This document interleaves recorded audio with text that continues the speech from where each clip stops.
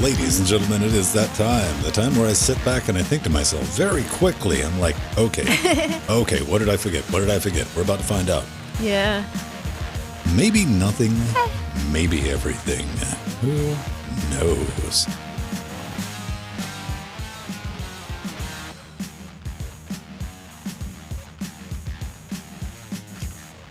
Hi, Earth Aaron. How you doing?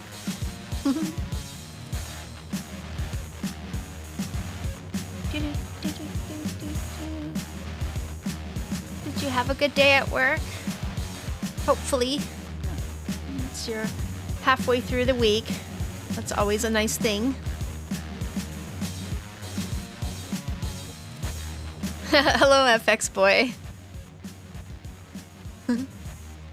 All right. So everything seems to be running. How's everybody doing? We got about 10 minutes in the pre-show, so we can play around and we can all talk about taking apart our decks. Yeah. I watched the Linus kid take, watched. I kind of scrubbed through it. Everything seemed reasonably easy to take apart on the Steam Deck teardown. I watched Gamer's Nexus, except for the battery. But, I mean, how often are you really going to be using the battery on the deck? Let's be real.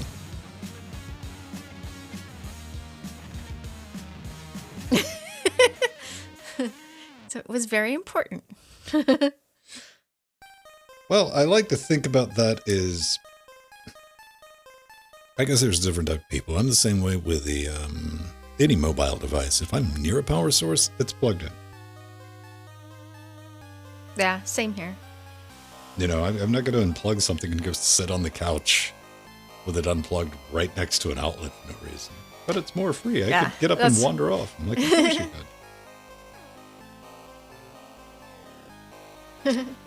Yeah, I always keep my phones plugged in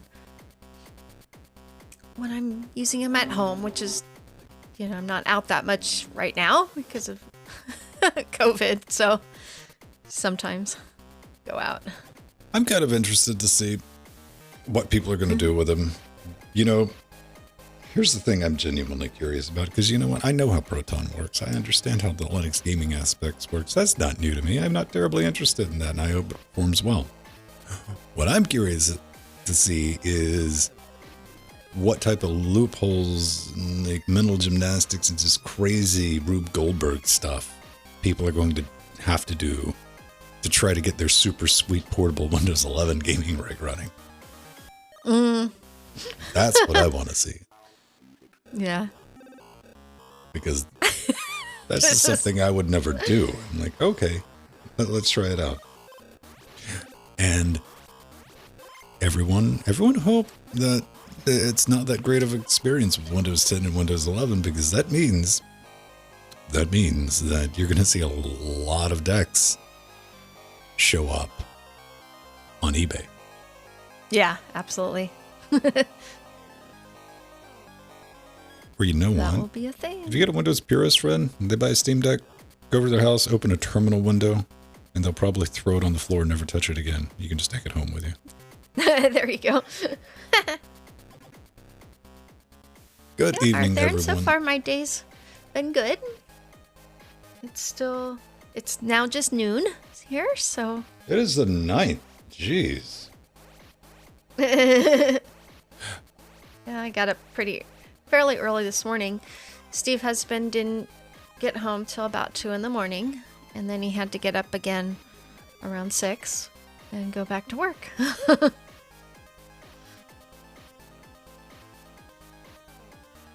Oh boy. Good evening, Daisy.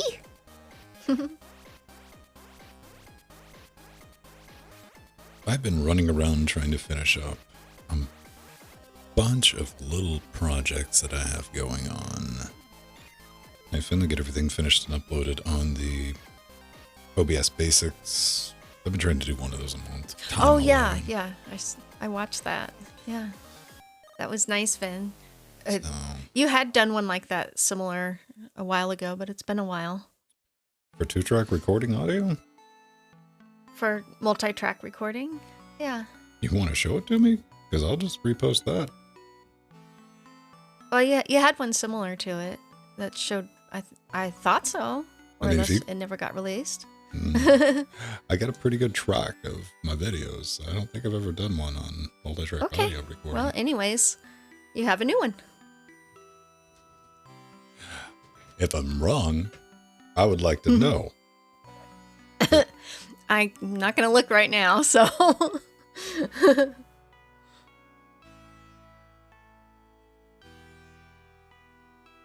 Or you might have briefly talked about it in one of your other OBS videos.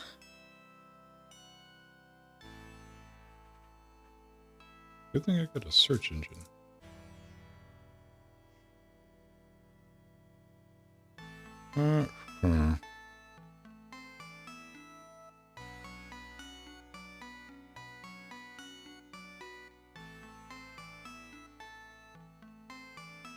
Got captions or in noise.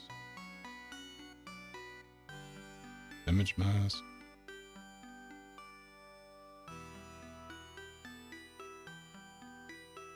Podcasting. Yeah, not unless I just mentioned it in another video on something else.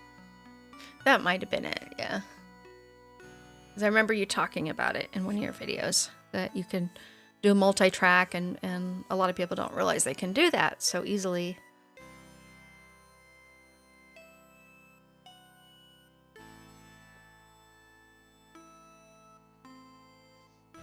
All right, we're going to get going in about 4 minutes, everyone. So. Okay, I guess I'll go take a break. Be right back. Yay!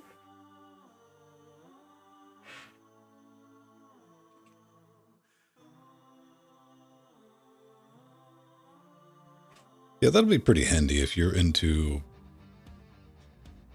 doing shows like this where you're going to have multiple people on, or if you like record your game footage to post on YouTube. You probably have noticed, like sometimes your background, like the game music's going to overpower your voice, or your voice is too loud, you can't hear the game music. And you go to check that in post. You drop that into like KDN Live, you drop that in, or you pull the audio out to see if you can fix anything. I do these on, depending on what people ask me about. And that was a common one. Like, how do I fix that? You can, not really. So the way you fix that is you record multiple audio tracks. You keep your voice organ on one, and you keep everything else on every. What is that? Some ducking? Ducking. That's what the internet likes to call sidechain compression, but I guess ducking. They've simplified it. I don't know if you can buy something with like a ducking button on it, though. This is the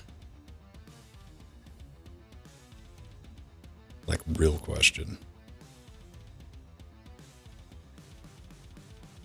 I'm sure Orban makes some stuff with like a ducking button, but each to their own. And if you want to take something like having your audio broken out to different things, you're going to end up with like the logical conclusion of something like that.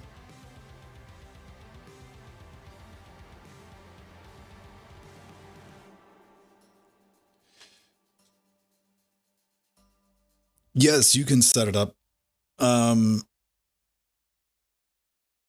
with sidechain compression in OBS, but that would involve using the OBS compressor or any of the audio effects built in with the OBS, which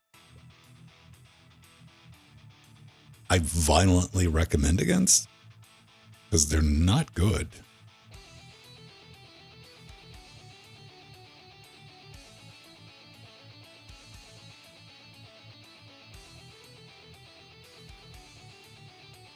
But I don't know. Like I'm not against, I've seen some very aggressive ducking situations. That's one thing I get rid of when I'm doing morning shows, if I'm doing radio, because I've seen that configured. Where as soon as you start talking, you immediately shut down the caller. And if you got to have that enabled, you just shouldn't be taking live calls on air. Like, You don't have any faith in yourself. It's like just instantly shouting down the other person.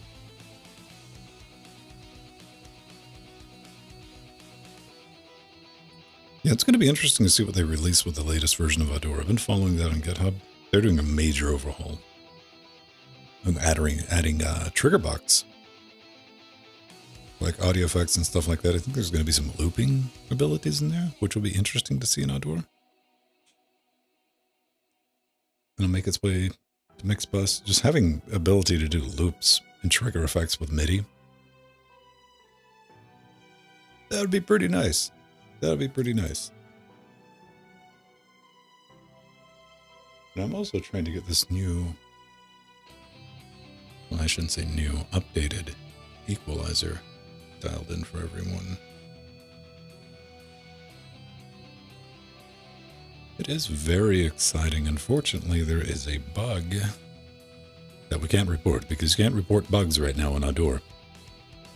Not for the development version that they're working on. There's even a pop-up screen. If you download it, you compile it. Right off head, it'll tell you. That screen will pop up and it'll say, do not report any bugs. This is a work in progress. We're surprised it works right now. But there's a problem with Mackie support for my Mackie control surface. That it's a small bug. It's not a big issue, but as soon as I connect it, it immediately crashes the console. And I've become that guy. It's like I can't use a digital audio workstation without my control surfaces. It's barbaric. And that's only the partial truth. The real truth is I don't remember what hotkeys do what now that I have buttons. So let's see, what are we going to be going over this evening? We're going to be doing Slackware. We're going to be talking about the GitHub Pay program because I think that's kind of neat. I do. Jill is going to go off on Plasma. Then we got 3D browsers, System 76, and we're going to give a mention of the Steam Deck hardware preview. Not really going to talk about the games that much, but we are going to get that out.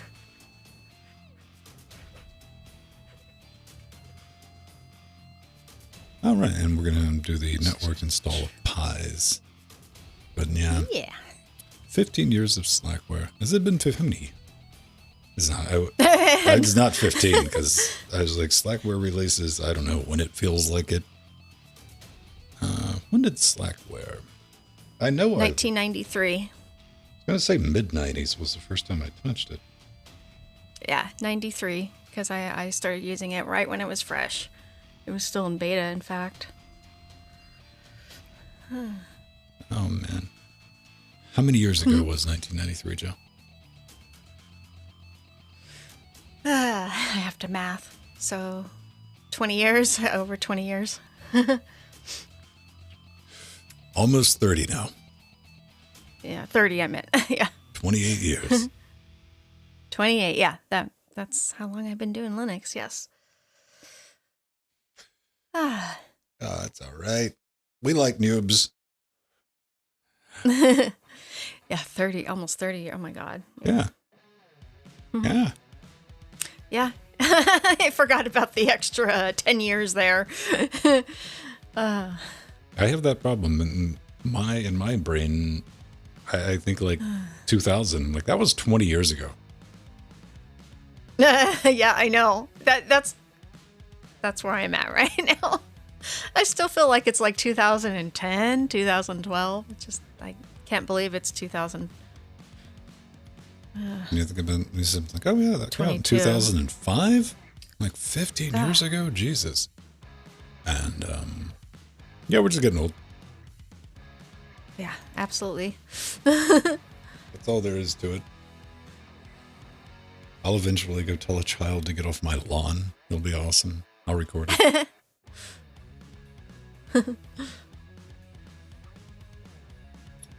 Yeah, well, the thing about Slackware is it was small and you could download it over your blazing fast 24/4 connection. That would handshake at 14. It was 24 discs originally, floppy disks, which is small, but it was still big for. Compared to downloading a CD's worth of Red Hat stuff? Yeah. But that came out later, so. Oh, yeah. But yeah, Slackware, it got up to over 70 floppy disks at one point. But yeah, nothing touched the Red Hat disks. Oh my God. Well, this is one of the beautiful things. This was one of the reasons that I would go buy a boxed copy of Red Hat, because it had the applications disk. Yeah. 500 meg. You didn't download 500 megs on dial-up. It's kind of hard to get into that right mindset. Like, if you were going to download 12 megabytes, that's something you set to download overnight. Maybe it would be done in the morning when you got up. Maybe.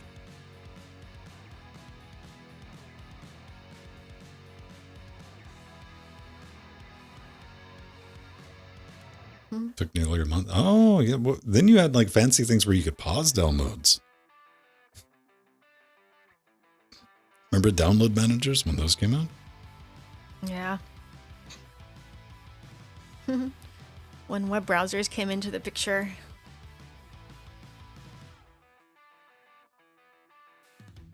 Let's see. Yeah, Slackware got up to a bunch of floppies real quick. Like after 1.0.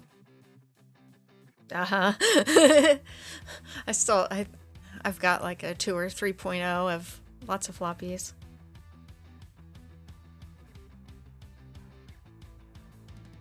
Let's see.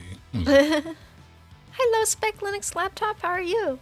Yeah, Gozilla. That was a popular one. It's still around, too. Those were things you needed, though. Yeah, absolutely. Allowed you to download multiple things at the same time, and it would, go back and forth from the different downloads. Your bit rate. That was a thing. When you were multitasking, you could have. I've always wanted to like pick one up. I've just never thought to look, but Linksys straight up released a I think it was 4-port. I mean, it was 10 megabit 4-port router with dial-up.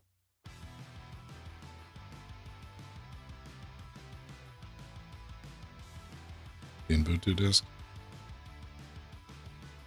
Yeah, it's kind of strange. Those are a bit collectible. Those things were coasters for a long time because, hey, we need some new fresh coasters. Order some Ubuntu disk. Yeah. Came in all the magazines and the books. Just go to the website, send me one. When did they quit doing that? Not that.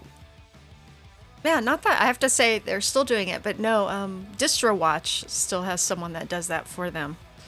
I was going to say it wasn't that long ago, but me and you just proved that we're both old and bad at maths. So yeah, I am definitely. Lately. When did they do? When did Ubuntu? What's going to be my guess? 2014, I guess. I'm not. Okay. If anybody's typing anything, I'm trying not to look. Disk. Yeah, I was gonna say 1404 because I thought 1204 they still had it. Yeah, true, FX boy. Free C's.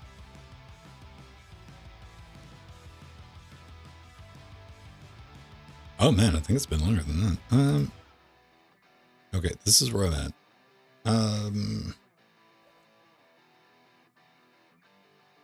It's now closed. And this was back in 2012, so ship it. 2011. Okay. But there were still other companies making them, like DistroWatch was still sending out discs. They still have a company, I think, that does that for them. I bought quite a few of them back in the day. Yeah, that was the Ship It. was the thing. You just go there, like, hey, send me a disc. I send you a disc. Now that's when Ubuntu was beautiful shades of like brown and purple. Yeah. And you had the nice drum sound when you started up your desktop. No, Jill, audio doesn't work on Linux. What line do these people? It worked even back then. It was just awesome. It came up in closed captionings. I was like, Hello, and Maver. Thank you for the sub. Awesome. And thank you for the follow, Colonel96. All right. Thank you, Daisy. That was nice.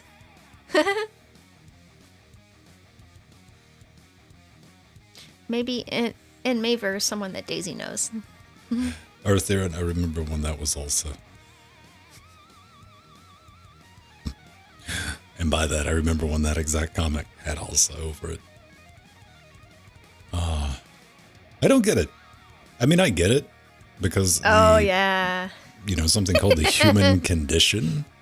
But, here's the thing about Linux. Linux really doesn't care whether or not you know how to use it. And Linux is getting a little tired of you blaming it for not knowing how to use it.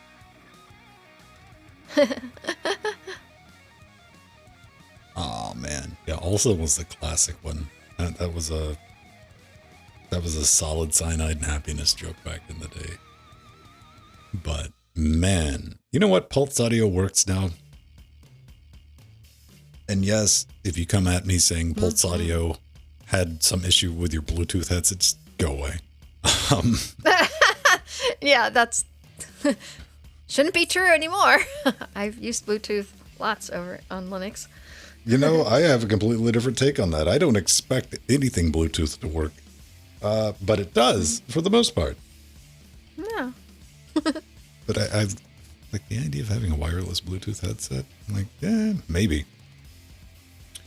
You know what? For like desktop audio, that's exactly where Pipewire is right now. Pipewire is really nice for like plug and play desktop audio. Yeah, it is. It's just got some, that's going to be the future.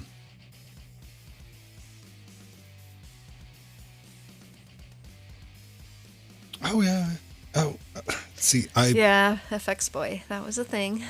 Even when we first started doing Linux Gamecast Weekly, I was running ALSA for everything. And Pulse Audio was, this is not going to have it. But all the desktop apps. Remember when Skype had a desktop app before Microsoft bought them? Mm-hmm. They use Pulse Audio, so we need to use Pulse Audio.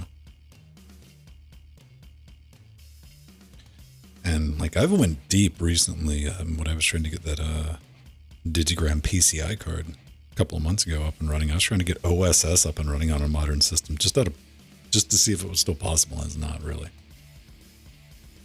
Yeah, I remember when Skype was usable before Microsoft bought them. When we first started doing the shows, Skype not only did it have a native Linux version that wasn't WebRTC, it supported 16:9 widescreen, decent audio, very good video, and it just continued going downhill. Yeah, and then they did the horrible update, so you kept using the older version. We stuck with that. And like one of the first updates that Microsoft did, for some reason, it just broke 16:9 video on Linux. So everything was 4:3. And then we started using WebRTC stuff. Yeah, Skype used to be this brilliant. It took a company like Microsoft to let such a massively popular everybody use Skype to go from that to where a WebRTC thing. Like, what's that? Zoom ate the lunch on that. Like they mismanaged Skype so hard, and they mismanaged that. And then an entire new company, web-based, can just come out of nowhere and just eat their lunch. I know. Well, that's why Microsoft had to put the technology in another piece of software like Teams. And nobody wants to use Teams. Yeah. There's not a person on this earth that uses Teams that isn't forced to by work. Yeah. And now we get the web art. It's the amount of friction. You know, this is something Discord got right. You think about how easy it is to just spool up audio video calls in Discord compared to anything else. Yeah. One click, done. It starts up. And it's simple enough where you can walk somebody else through it.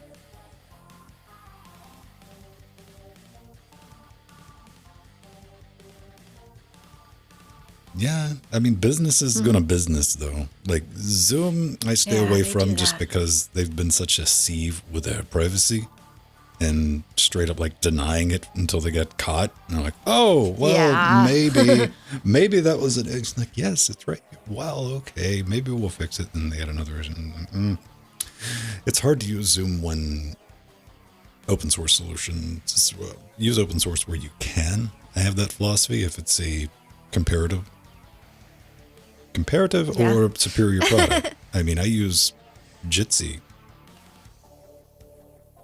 I'm like spooling up a Jitsi instance. Piece of cake to do. Hi, Steve husband. Yes, you're my crispy husband for sure. Why is he crispy? Because he's hardly slept and he's been working like the last 3 weeks without a day off. Does that make... Is that some internal slang to the Reichner household, crispy? Oh, wait. Like, oh, you've been up a long time, when buddy. You're tired. You look crispy. I don't know. Yep.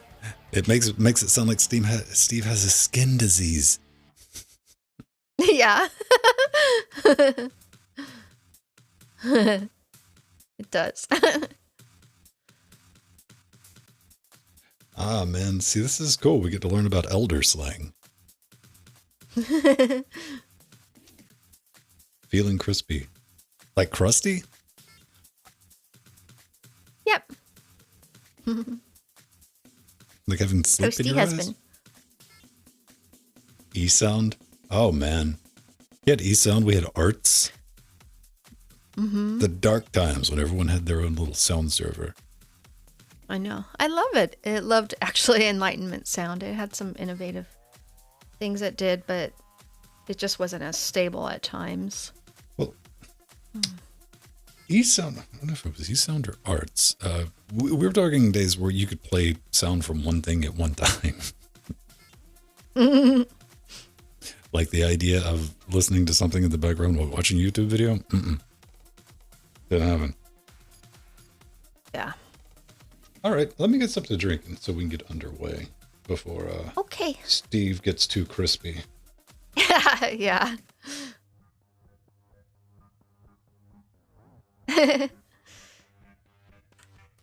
Yeah, let's see. Yeah. Now we live in the marginally less dark times. Display server. Yeah, there's lots of those. Yeah, you're right, FX Boy. It used to be sound servers, and now it's display servers. Lots of them.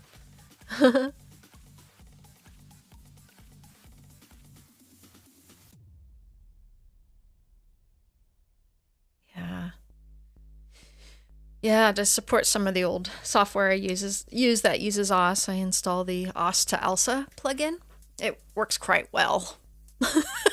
Thank goodness that's it here.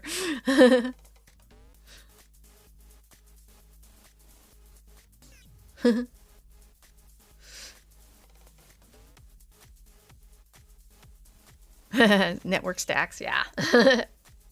True that.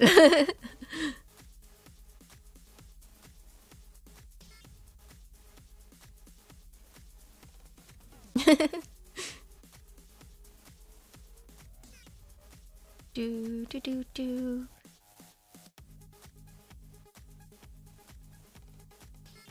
Yes. Do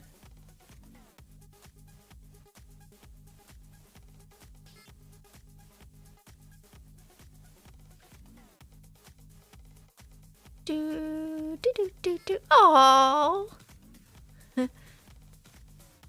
Yeah, it actually is our Theron because first off, I've got 2 new penguin plushies in the last month from our patrons. That's been really nice. I got that one That one from Frosty. That one from Gamatron. Aw, that's a cute comic mirror. I like that one. See, how's the water? Cold. That is very cute.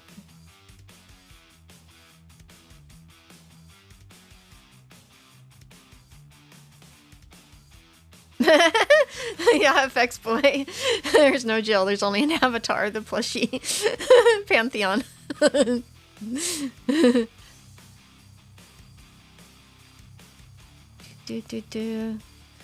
Is our stream having issues, Artharian, for you? Do. Oh no, poor Steve has been. Oh gosh, a lot. He had tons of cleanup.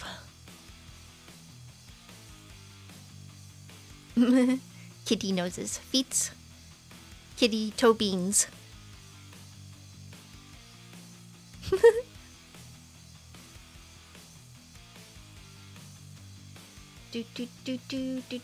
Do. Yeah, my video is fine here, so it's on Ben's end. Or it's just the network.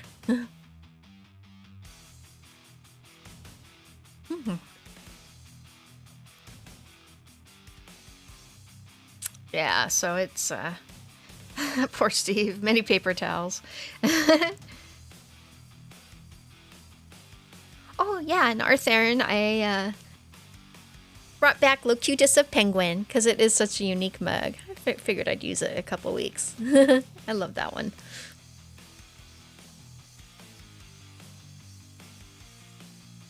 What are we talking about paper towels for? What has happened? Oh, Steve had a paint bucket explode in the paint room, so he had to clean it up. Oh man, that's no fun. Yeah, it's no fun. In his paint booth, spray booth. That's what they call it, the spray booth.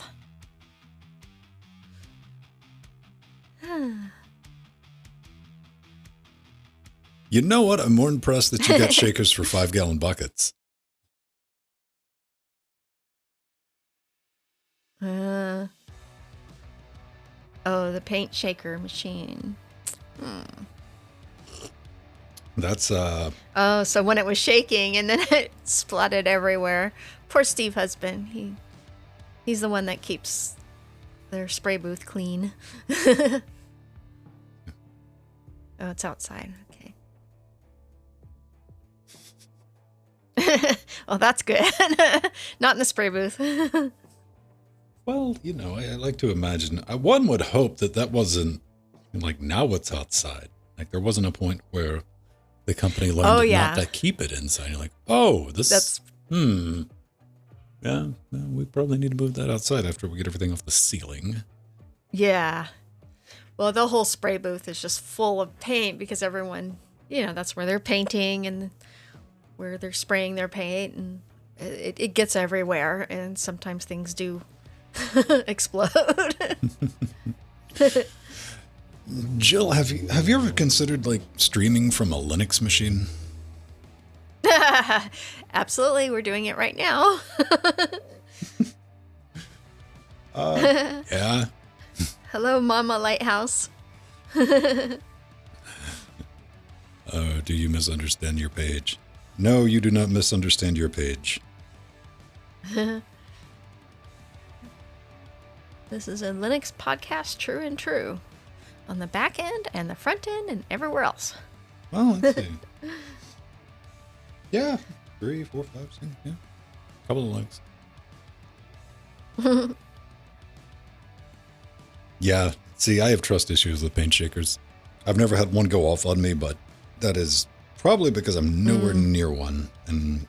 But I don't like messing around with paint. Yeah.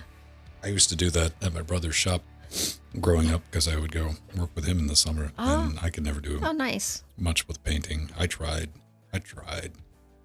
But was he like a carpenter, painter, no, automotive painting paint. houses or? Oh, okay. Stratospherically expensive paint that Yes. I know Steve's dealt with that too because he's had worked at a garage on European cars. So my brother worked. Yeah, Yeah. that's cool. Yeah. It's you know, you gotta find your thing. As with anything in life. Some things you're gonna have a natural talent for. Some things you're not, but you're gonna want to do it so much that you're gonna make it work out. Mm-hmm. And I'm guilty of that a lot. You know, I'll just power my way through something, just repetition. And I'll probably never get great at it, but sometimes you end up being competent. But this was one of those things that I couldn't power my way through because it was burning money. Conversion shop. Oh, what type of conversions did you do, Steve? Yeah, Mama Lighthouse. Oh. Well, most modern Linux distros, you can just you can use, if you want to stream, you just use OBS under Linux, or if you need to go on someone else's stream, you can use just about every option on there. All the WebRTC based clients, Jitsi, even Zoom. But there's lots of other better options than Zoom. I like OBS Ninja as well. One of the biggest things people tend to forget is you had to learn how to use Windows. Yeah. But Mama Lighthouse, maybe try like Ubuntu Mate or Linux Mint. Those are good starter distros and make things easier to get going on multimedia on Linux. Mm-hmm. Well, you know, you can say that with any operating system. I just use Windows because it's the default for most people. You know, it's on 90+% of desktop computers. So, but the same goes for Mac, same goes for iOS, anything like that. You know, nothing is intuitive to the point to where you're just going to hand it to someone. Like, oh, I got it. No problem. Yeah, so true. Oh, wonderful, Mama Lighthouse. So you have an old version of Mint.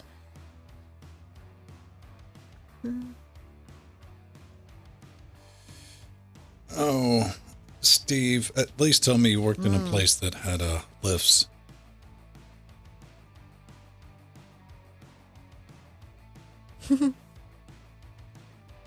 Everything's got a command shell, even Windows. I mean, that's our thing, though. I mean, our generation, I guess, had it a lot easier because we grew up with a command line. Yeah, we had to learn BASIC and terminal. It was just, that's like, what computers were. GUIs were like, oh, that's cute. It's a funny little thing. You can play around with it. And like, oh, look, I can drag a window around. That was a thing. You think wobbly windows? No, just being able to have a a mouse and like move some stuff right on the screen. That was neat. I'm like, oh, that's pretty cool. Remember having to learn how to use a mouse. So, well, let's hop into it, Joe. Okay. Let's see. Get our shots. We're good. All right. So, let's get this outro music. If I can find it.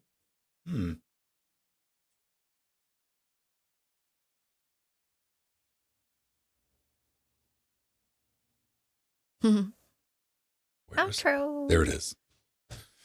I got to do something with an ALSA player. I got too many shows. And here's how I have a playlist set up in ALSA player. I just have them stacked on top of each other.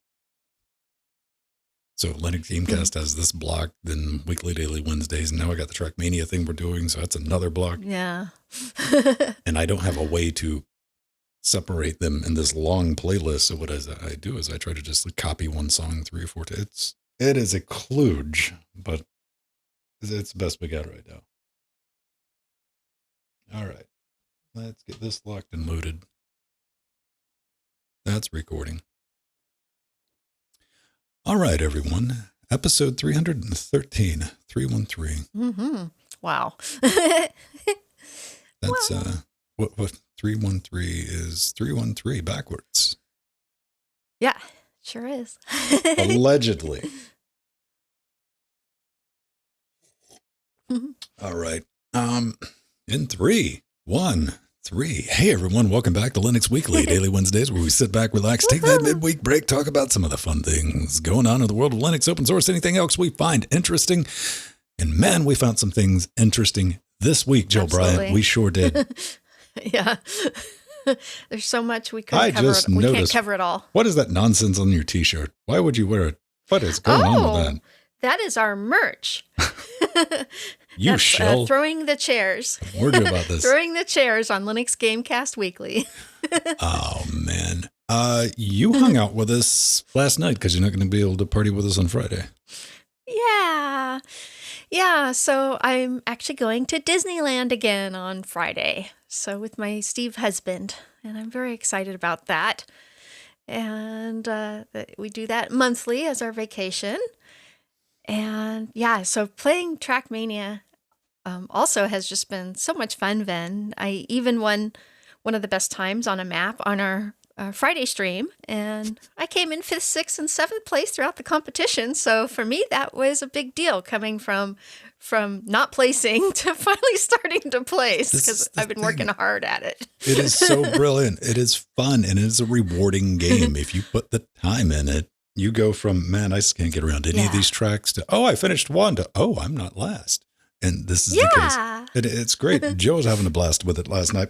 I was too. We load the new maps on Tuesdays to practice until Friday. Then it's serious business because we're competing for free video games on Friday.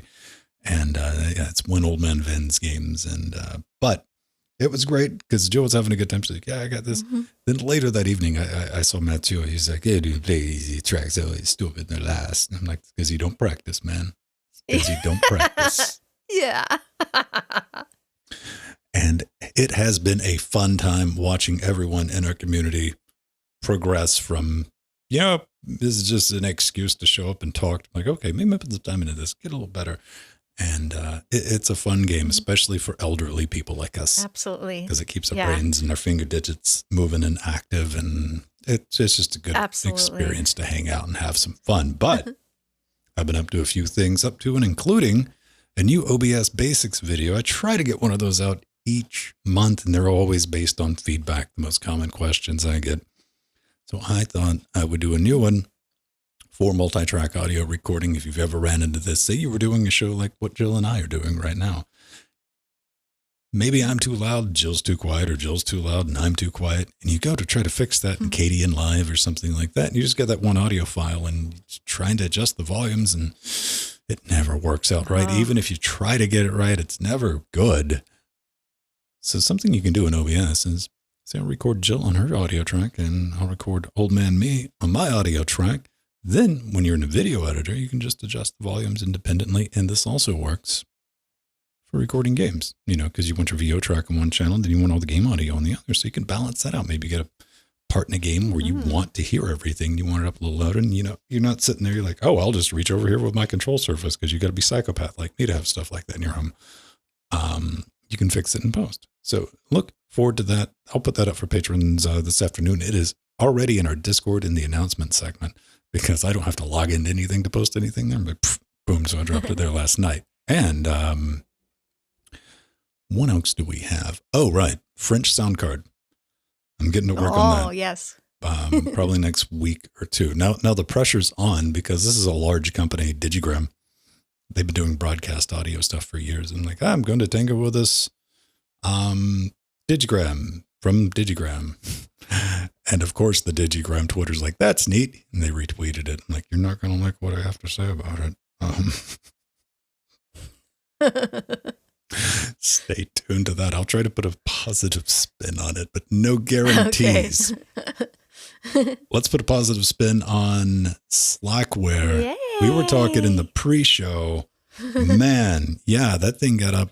Like, I just did a quick Google search, but it was at the smaller of the distros. It was downloadable, about 24 disc back in the day over dial-up, compared to something, you're in the 93, 1995, something like Red Hat.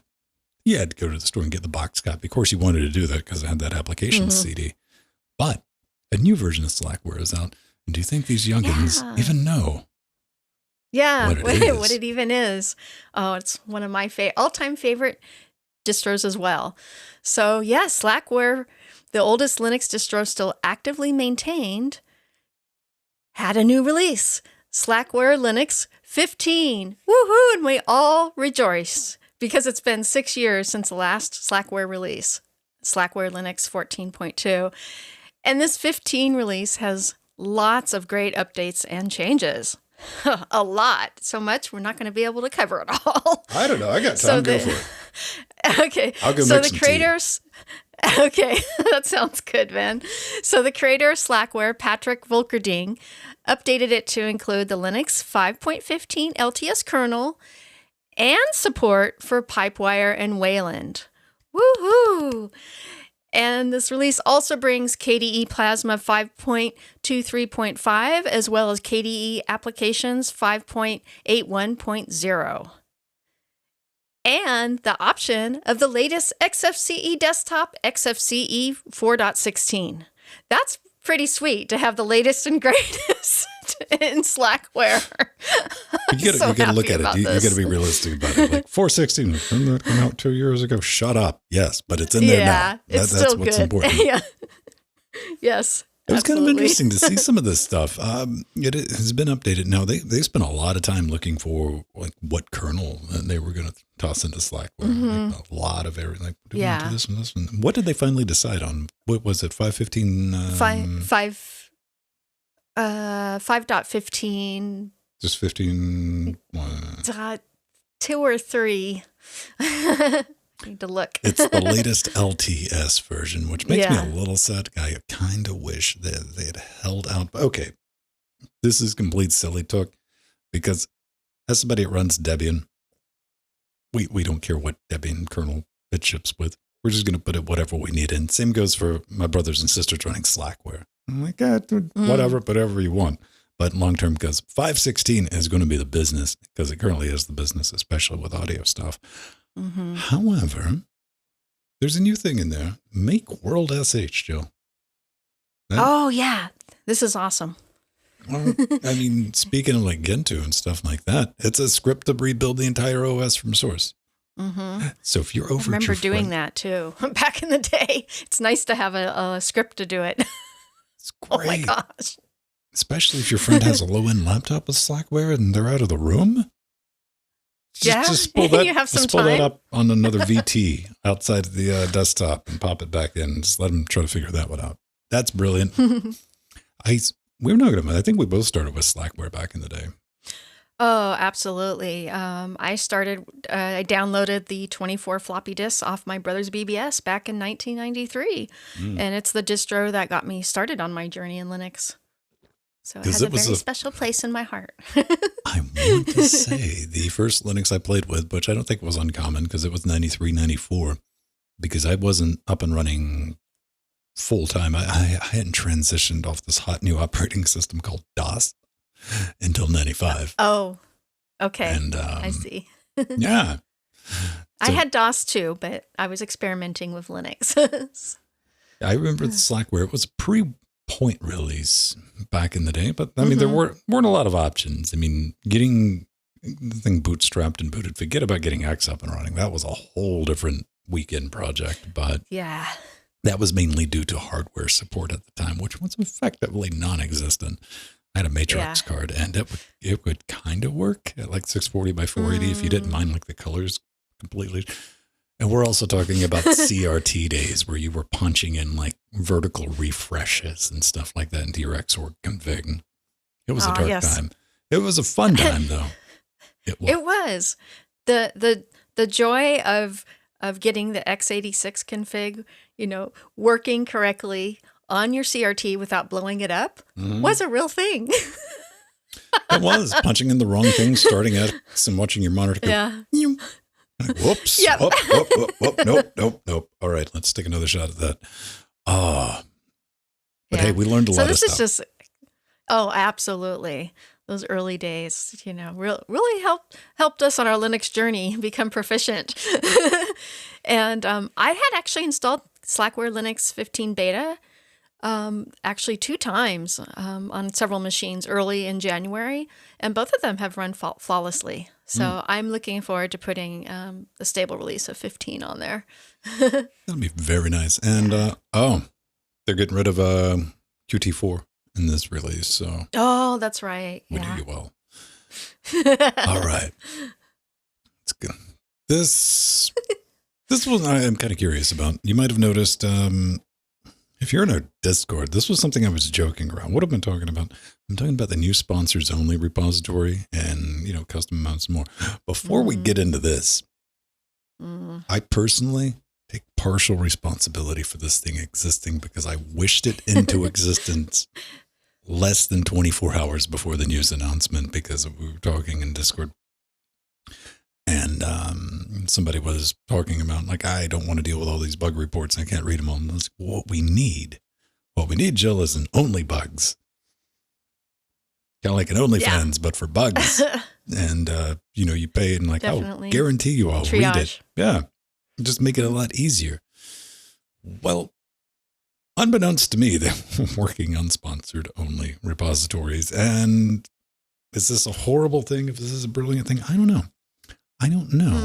What we get is the option for sponsor only repositories. I think this is kind of neat, sponsor only discussions and something kind of like early access that you can get set up now on GitHub. You can even set minimum custom amounts. You get all your tax info. All that's going to be available. I'm curious to see how this is going to be used, because I think of things like Adora has a business model where they charge for the official binaries, but they only provide support for those official binaries. So, you can download the source and do that. I can see a lot of people taking that business model of, hey, it's always going to be, just download the repos and compile it yourself. But if you want officially supported binaries, I could see that becoming a thing. Having an option for sponsor only discussion could be like only bugs. That thing of if you are a sponsor, you file a bug report, I at least promise you will get a response, because I don't know where other people are at in their life. But I will say at this point in my life, the most valuable commodity that I possess for me is my time. And something we were talking about in the pre-show earlier, is you can cut out a lot of static by saying a quarter a month will get rid of the, I didn't read anything, because, if you're about to drop a quarter, you're going to make sure that, have I asked all the right questions? You're probably going to Google something. What do you think, Jill? Is this is the end of open source as we know it? It'll never recover, and this is all Microsoft's fault, something, et cetera, Bill Gates, I don't know. No, I mean, I think like you, I think this is also can be a good thing, because it kind of keeps the people out you don't want as part of the community, because they have to put some effort Jill. in it and it's a paywall. Transaction. You're gatekeeping. Don't you? But too much is not good either. So I'm kind of in the middle. What we were talking about is one thing I learned about having a bar was cover charge. You don't have a cover charge at a bar, even you get live music or anything like that. If it's $1, it's not there to make the extra money. It is there to keep out problem makers. I mean, people who just come in and start smack, even if it's like when we first started our Patreon, it let me set it to 5 cents. I was like, yep, 5 cents. That's all. Because that 5 cents, it worked just as good as $100 to keep the type of person who's going to show up and cause problems. Now, the reason this is analogous to people just complain about stuff and just have no real issues other than I want attention or something. That's going to completely nuke that if somebody wants to set up that for private discussions, or if you want to, effectively have paid support. I don't have a problem with that. I 100% don't. The reason on this monitor over here, the reason this is Mixbus 32C instead of Adora is this has support.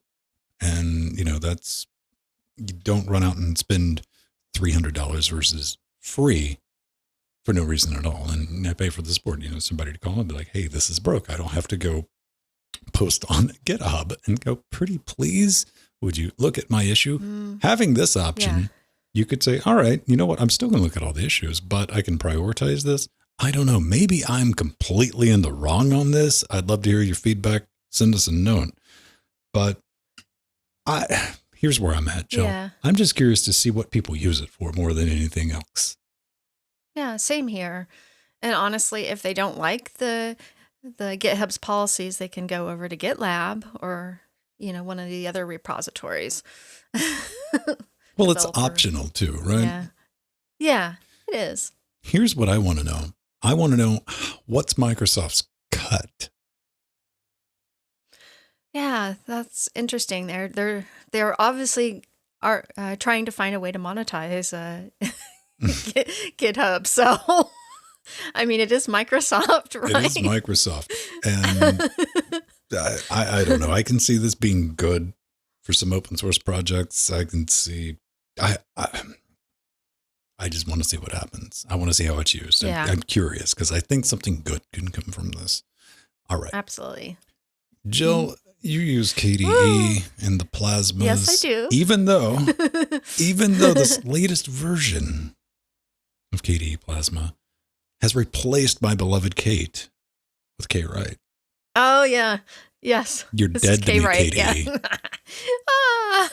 So yeah, KDE Plasma 5.24 has been released with lots of performance improvements and user interface enhancements, in fact, beautiful ones, and tons of new features. So much we're not going to be able to get through them all. So you can go to our link in the show notes and find a really nice article about all the details of Plasma 5.24. What type of color scheme is this? Gray and pink? See, this is some of my favorite things about the new Plasma. What is there, like a dial in there where you can just set it on like 1993 or what? I mean, yeah. So it's really cool because you can now set a custom accent color, and the folder icons now respect whatever accent color you've selected. This is very nice. And honestly, this is something that Windows has had for a while. That's really nice to have on Linux. And gosh, there's so many changes that have been done to the stock Breeze theme. The focus effect is now easier on the eyes as well. The window effect for opening and closing apps in Plasma 5.24 now uses a scale effect by default rather than the fade effect as before. So it seems a little punchier and poppy. I was really enjoying watching the videos and seeing all those effects and going, ooh, that's pretty. And the new version of Plasma also includes a new overview effect where you can press Super plus W to access virtual desktops, see KRunner results, and manage open windows all atop a newly blurred background. So they're all at the forefront, easy to see with a nice faded background. And the app launcher has a much cleaner look. In fact, it kind of looks like the Windows app launcher a little bit. But yes, KDE does kind of follow the traditional desktop like Windows. Well, that's no use. We got to move the UI elements around all the time. Just, Yeah. It worked for and Windows 11. And the desktop icons. Yes. Well, that's true. Yes. And the desktop icons can now be made twice as large as before, which is nice on my eyes. I was really enjoying being able to look at that and see those icons bigger because I always have to increase the icon sizes. So, and that's just some of the visual enhancements. There's been changes to the Discover software manager, including an easy way to manage Flatpak repositories and open install Flatpaks and auto add Flatpak repositories to the system during install. It's something that Discover has needed badly. And gosh, there's just so got a bunch many of stuff great in here. The couple of questions I got is I was reading through the notes and I saw one that said revamped. Maybe some KDE users help me out here. Revamped speaker test sheet and audio settings page. Oh, instead of right channel, left channel, right channel. Left speaker, right speaker. I'm just curious, because the wording, as somebody who's been accused of being an audio engineer, I don't know what a speaker test sheet is. Yeah. That is a term I've never heard. I know the last time I used KDE with my 5.1 surround system, it did correctly detect all the speakers from my sound card to 5.1 in KDE. And that was a nice feature. I didn't expect to see that. I was just curious. Fingerprint support for the lock screen, that's good. And as I've already mentioned, you replace Kate. Okay, right. I don't know. I mean, I haven't opened Kate in 15 years. So I'm just complaining to complain to have some fun. I know. Yeah. It's interesting. They're so much alike. So Kate and K, right? The older I get, the more I use Nano. Yeah. Nano, I still use Vim. I still use Xedit. I still use Gedit. I don't know. I mean, Vim is there, but Emacs is there. But if I'm editing a text file, you see somebody that is just doing some basic bash script and they got Vim open, they got bigger problems than that. That's all I'm saying. Yeah. This is a reality. So yeah, bunch more in the show notes. Go check that out. We're going to talk about 3D browsers because I don't understand. Yes. We're not the type you think. Because when I say 3D browsers, some people are thinking like VRML. Like, oh, we've tried that 3D in the browsers. That's silly. It's not going to work. And which I completely agree with you. We're talking about a different type of 3D browsers. We're talking about a browser for your 3D headset. Now, that's something you're going to need. It just is, because Mazzala, yes, Mozzarella, the cheese company that also made open source browsers. Mozilla pulled the plug on the Firefox Reality browser, which a lot of people had attention to because it's an open source browser that you could use with OpenXR and your HTC Vive. And having a browser in this beautiful face toaster hugging headset future is going to be kind of important. We want it to be open source, but it was an open source browser completely designed for augmented reality VR. And I think in like 2018 for Oculus, Daydream, remember the Daydream, HTC Vive and all that. So what is this company's name, man? Agalia? Yeah, I couldn't pronounce it. I'm sorry. I tried to. Igalia. Well, introducing Wolvik. Igalia. They do a lot of open source work, and they're just going to pick up where Wolvik left off. And they just go down saying, hey, we're going to keep hammering on this. We're going to keep it up to date, and we want you to go check it out and play with it. They plan to release the latest version on the Oculus App Store soon, air quotes. And, like VR, doesn't matter. I'm not a fan of VR. I'm not a fan of VR yet. The promise of VR. Yes. Yeah, absolutely. The promise, yes. The current state, no. But face huggers don't work for me right now because of my vision issues. So, I want but in the future, it will. In the future, that's going to change. Beam it right in my eye holes. Nothing can go wrong with that. Shoot some lasers in your eyes. Yeah. But look at it this way, Jill. When we're old and in the home, we'll have a really good browser. This is true. Nah. And I like the name Wolvik. What was really cool is they named it because Firefox. So they wanted to name it as part of the K9 family. So they named it Wolvik. Oh. I thought that was cool. I don't know. Yeah. I thought this because Turbo Weasel 9000 was taken. But there's that. You got a thing for big junky laptops. Oh, yes, I do. So System 76 has just released a very new high-end AMD-powered laptop called the Kudo. And the Kudo workstation laptop is aimed at content creators, streamers, and gamers. All right, hang on. Place your bets, because Jill's going to tell you all about it. And while she's doing that, I'm going to build one that I would really want. So I want you to place your bets in chat while she's telling you about it. And okay. So it has a 15-thin bezel HD matte display at 144 hertz, AMD Ryzen 9 5900HX processor, NVIDIA RTX 3060 graphics, up to 64 gigabytes dual-channel DDR4 RAM, and you can have up to 3 external displays. And I actually configured one with 64 gigs of RAM and a 500 gig M.2 NVMe at the cost of $2,387. I'm just being honest here. That 2 terabyte NVMe, $400. Yeah. And like, maybe if it's a Samsung Pro, but if it's not.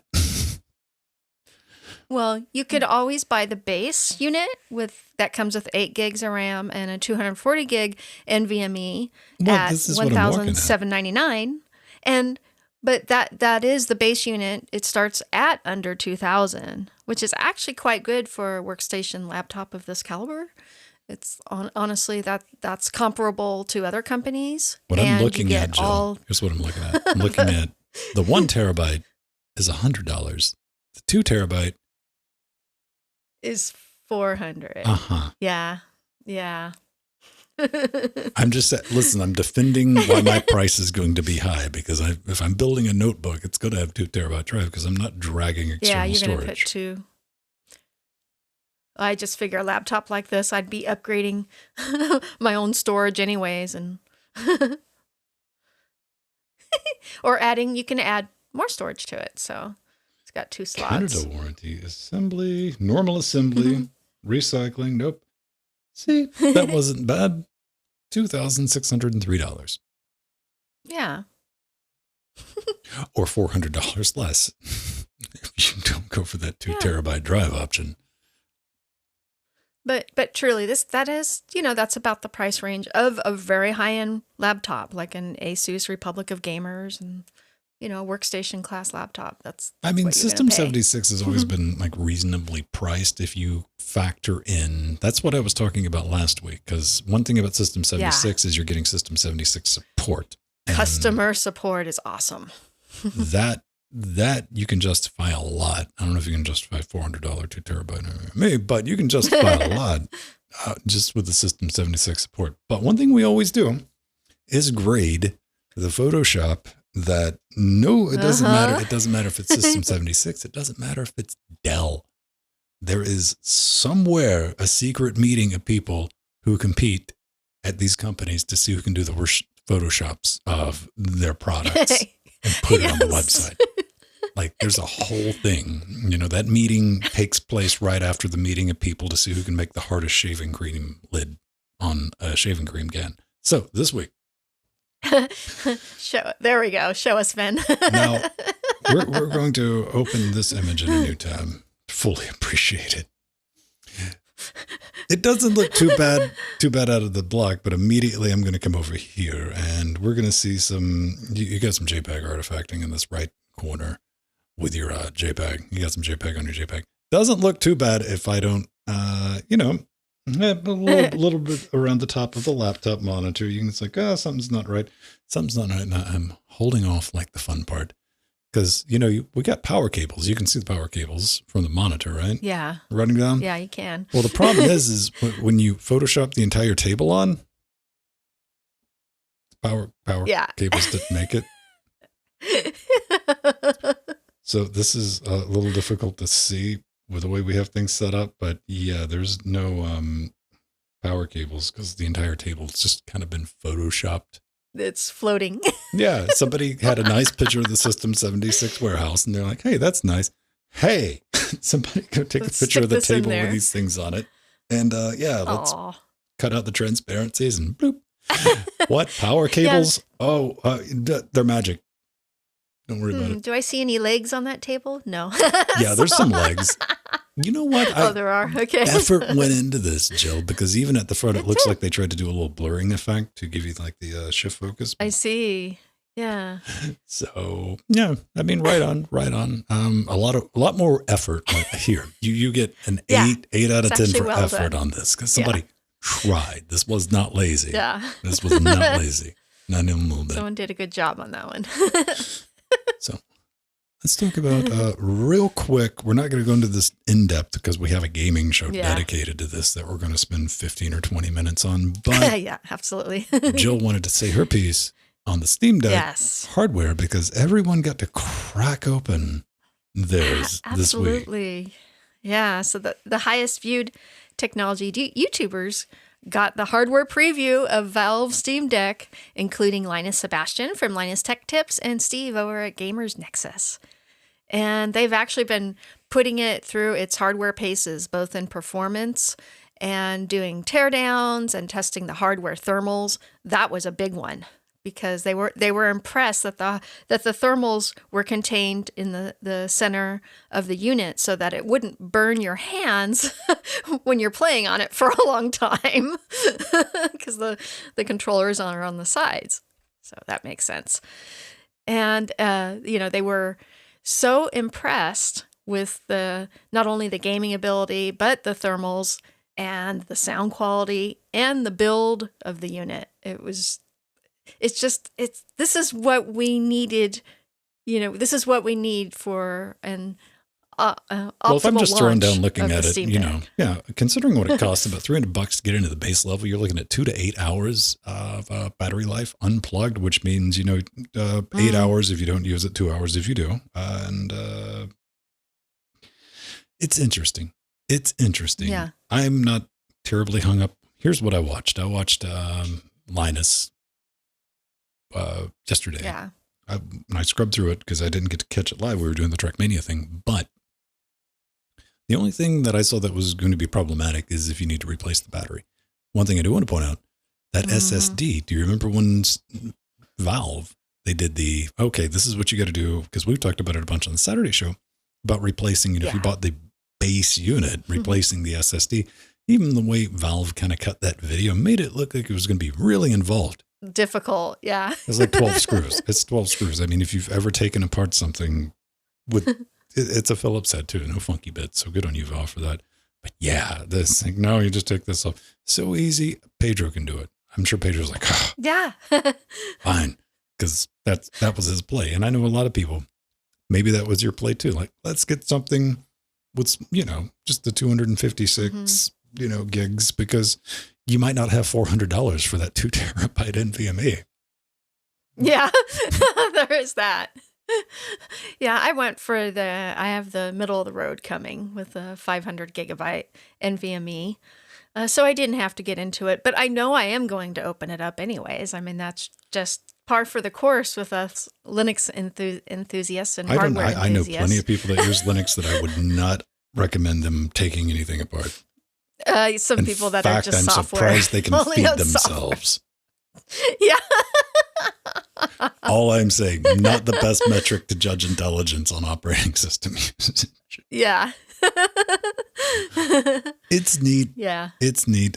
Plenty of teardown videos. Jill's posted all the YouTube links for all the ones that she's watched. So those will be in the show notes. I'm going to go check those out after the fact. But yeah, it was fun seeing some people tear it down, and I'll be more interested. I was saying before we started recording, the Linux stuff, I know how Proton works. Again, I've been doing a Linux gaming show for 10 years. I'm kind of wrong person to be fascinated by a Steam Deck.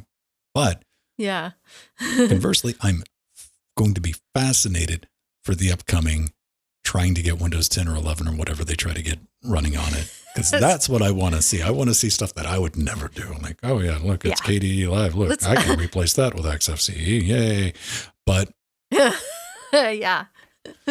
And you get to watch how the Windows users get to complain how unoptimized it is for Windows. I hope it's incredible bad on Windows for 2 reasons. A, it's going to force them to use Linux and Proton. More developers got their eyes on the Proton with the games on Linux. This is listen, Valve's doing it for themselves, but the benefits for everyone else is awesome. But maybe it's such an atrociously bad Windows experience because we know we got some brothers and sisters out there that bought it going, I'm just going to wipe it as soon as I get it. I'm going to put Windows on it. I'm going to have a portable. Maybe it's a dumpster fire experience. And that's a bonus for us because those things will end up on Craigslist and eBay. Yeah. Yeah. At a discount. Absolutely. And here's something we talked about. It was amazing watching a company like Valve implement nigh perfect anti-scalper technology to make these available to everyone. Isn't it kind of amazing when a company that wants to prevent scalpers from buying all the products, how efficiently and easily that can be done? That's something to think about. That's something to think about Yeah. next time you're trying to buy a video card from your EVGAs or anybody else or Newags going, oh, we can't do what you think about. Yeah, you can, but they don't care. It's all about the money, you know. Product's product. Just get it out the door. Thank you, Valve. Good on you for making this available to people. And that's what I'm excited about. New toys to play with in 2022. Half the price. Half the price of the competition as well. So, yeah, this is huge. Not only is it an incredible device that people are loving, but it is half the price Valve is definitely, of the competition. Well, they're doing this to get it out, man. They're selling this. Yeah. I don't think they're eating anything on this, but at best, they're breaking even on these. Yeah. You know, they're not and making Gabe Newell money. Gabe Newell even said as such with the $3.99 version that was he was they're not getting their full money back on that one. They're going to get their money back on it because with sales, but I mean the cost of production of it was we're selling you a portable online store from us. Yeah, there's that too. I mean, this has been the business model. Well, you know, traditionally for Amazon. Game consoles traditionally, even to our current gen, have always been sold at a loss to make up anything else in licensing. True. That's how you get your revenue, except for Nintendo. Nintendo's the one company that figured out how to make game consoles at a profit, which is shown because Nintendo just does whatever Nintendo wants now. You know, there's no fighting between them. So, yeah, it's going to be an interesting time. I look forward to like Gen 3 Steam Deck. Yeah, I think about what the battery life will improve and think about what it's going to look everything. Like I have better screen. As soon as tablets became a thing, I started buying. I look at some of my first tablets that I was like, "This, how does this even work? It's laser thin and it's chunky." Like I can stack up 3 modern tablets next to them. So I'm thinking about like some razor thin, you know, super slim. Like version 3 is going to be amazing. Oh, and by the way, don't try to play VR on it. Don't. Yeah. No, not quite powerful enough. All right. That's going to that. A game I would like you to play if you got a chance is the Patreon game. That's right. I'm going to try to convince you to support what we do because occasionally it's educational. We try to be entertaining. If that sounds like a brilliant idea, head over to patreon.com/Linux Gamecast. We got a bunch of tiers.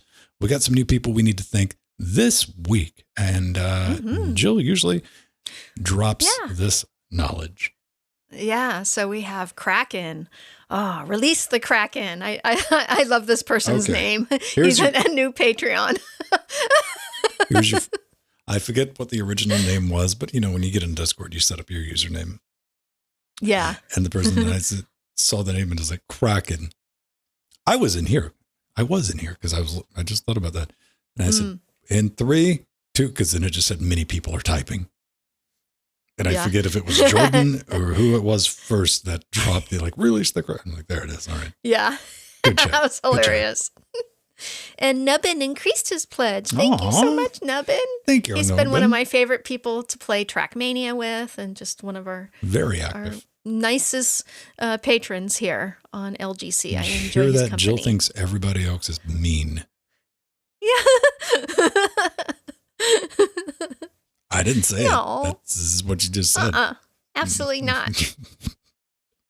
I don't know, man. So, if you can back us like that, that's brilliant. We got a bunch of different tiers. We do extra content. I get some early previews out, like the OBS video that's going to be dropping.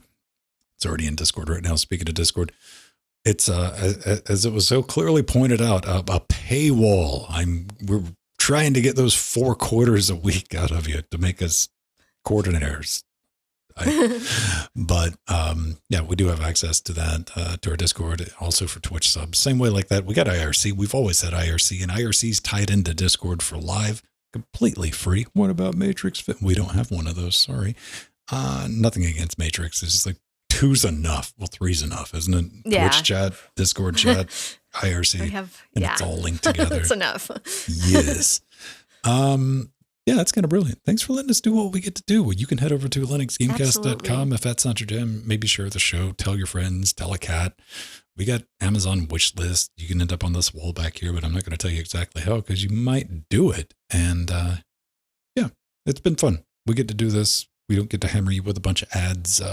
Our web zone, you don't need to run ad block on. That's up. Don't have to worry about anything there. All of our downloads for the podcast, no tracking. Listen, I got 600 plus gigabytes of storage online. So thank you, each and every one of you. Yeah. It is brilliant. Oh, we love you. Even though Jill thinks everyone except Novin's mean. No. Your words, man. I didn't mean it that way.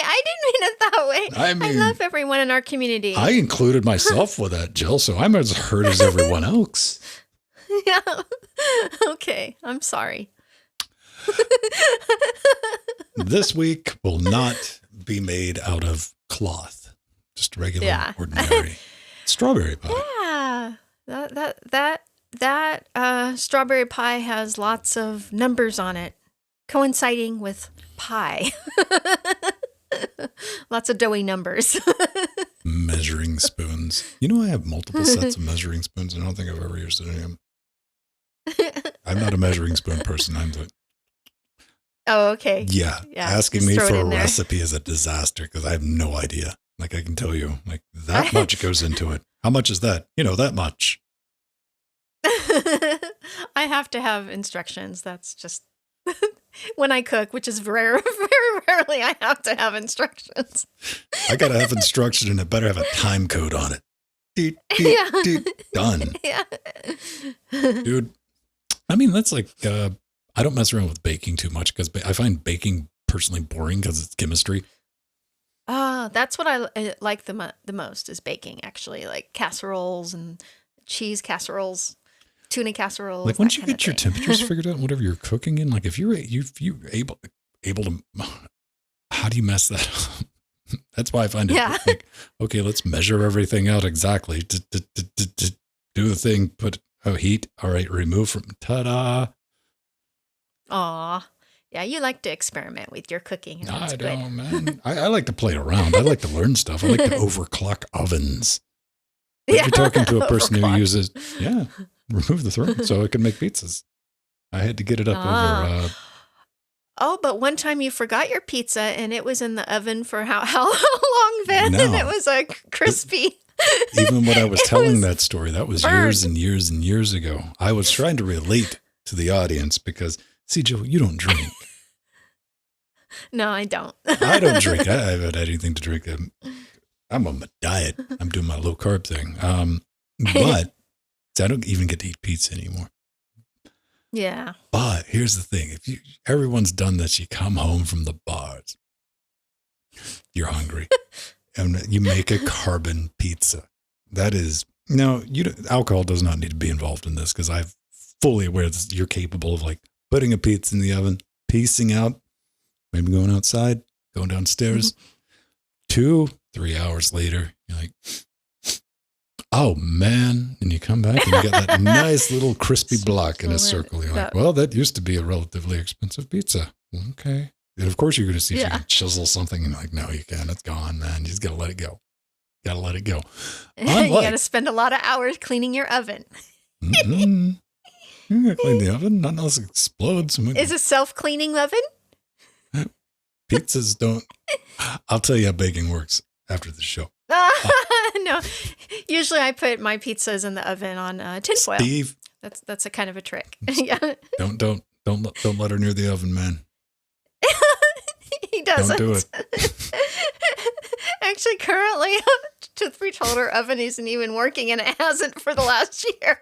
And we don't care. I love these kids. They live like college kids. They do. Like, it's takeout every night with them. We use our toaster oven because I don't need to. Usually, when we're warming up stuff or cooking stuff, I only have to cook for 2, so I just need our toaster oven. So I finally found a use for my toaster oven. People buy me gifts that they know I will have no use for.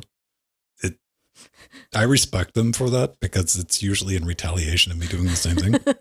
But one thing was a toaster oven, and I've had a toaster oven for a couple of years. No idea what to do with it. It went ding. It had a physical bell in it. I thought that was amusing once or twice, but then I found out that I could use it to reflow PCBs. Yeah.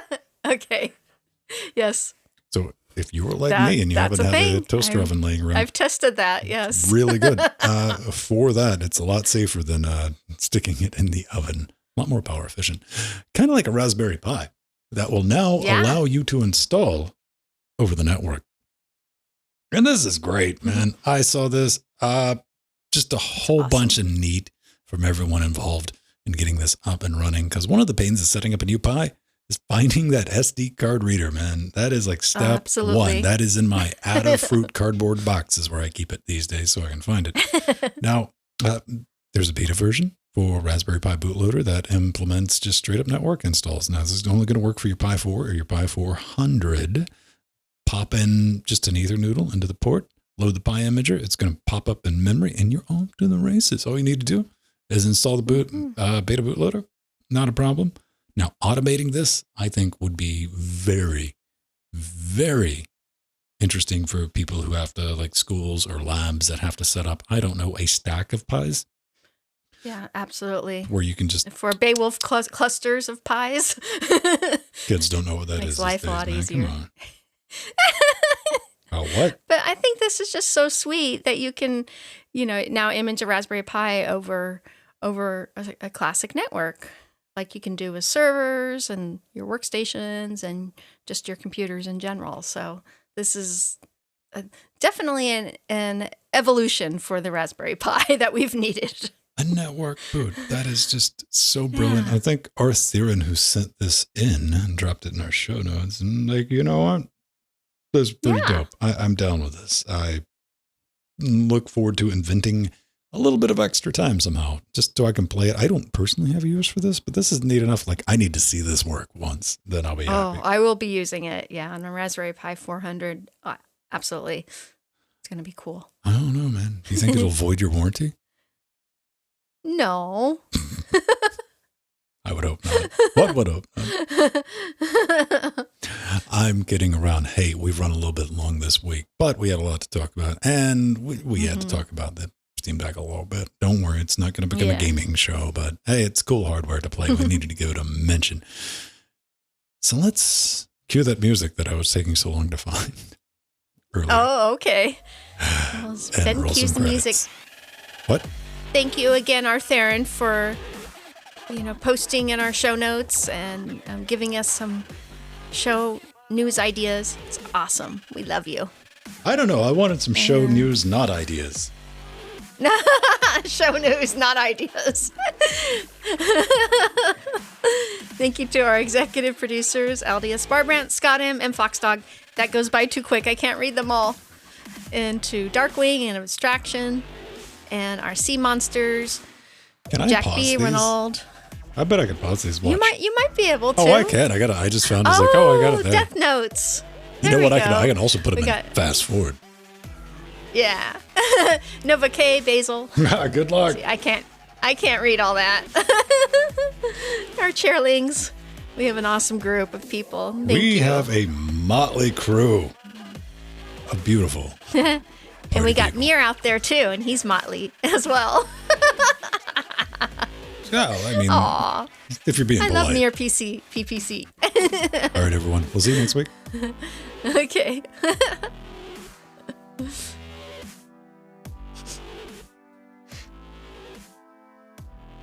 Yeah, Arthurian, isn't that netboot cool on the Raspberry Pi? That's just... That is really neat. That is... Yeah. Again, I don't something have we've been needing. I don't have an immediate use for it, but I can just imagine that, like, next time I have to which I need to break a Pi out. Yeah. To do a updated version of the Pi webcam video, because I have the Pi 0W2, that one that I bought, and oh yeah, you got that little baby $5 one. No, the $15 one. Oh, you got the W2. The new That's one, right. yeah. Yeah. Which I have, outside of just booting it to see if it worked, then I put it back in the box. Again, I got to get the time to do it.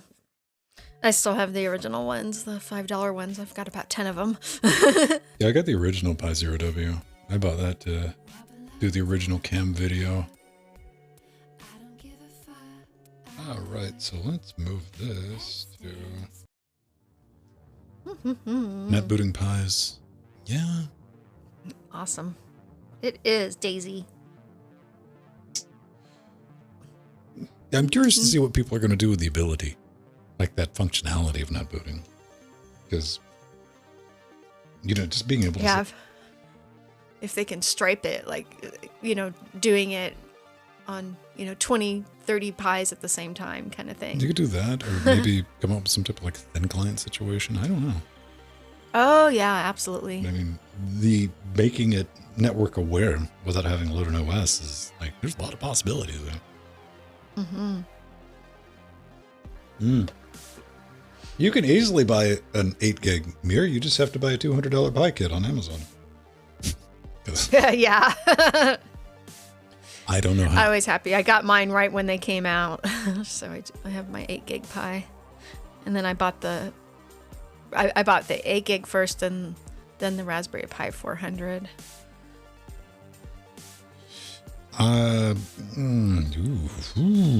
Okay, how much does we love playing the pricing game, at least I do. Okay, now I'm just talking about on Amazon. Because there's no point in trying to find a Raspberry Pi for 8 gig by itself. Doesn't exist. Yeah. Doesn't exist.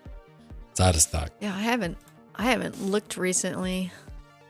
Currently, right now, Amazon. you're going to be paying almost $200 for a Raspberry Pi for 8 gig. $196, but free shipping. $279, $300. Oh, look, you can get the Pi 400 for $100. Yeah, I know. Isn't that great? eBay.